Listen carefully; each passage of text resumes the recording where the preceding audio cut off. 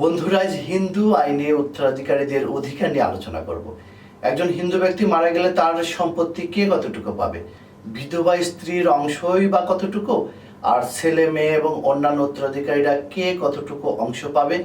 বিধবা স্ত্রীর প্রাপ্ত অংশ তিনি জীবদ্দশায় ভোগ করবেন আর বিক্রি করতে পারবেন কিনা, মেয়েরা কখন সম্পত্তি পাবে আর কখন বঞ্চিত হবে, সে সকল বিষয়ে বিস্তারিত কথা বলতে আমি PM সিরাজুল ইসলাম সিরাজ প্রামাণিক, আইনজীবী, বাংলাদেশ সুপ্রিম কোর্ট, আপনাদের মাঝে হাজির হয়েছি। তবে মূল আলোচনা শোনার আগে আমাদের ল টিপস বিডি চ্যানেলটি সাবস্ক্রাইব করুন, বেল বাটনে ক্লিক করুন।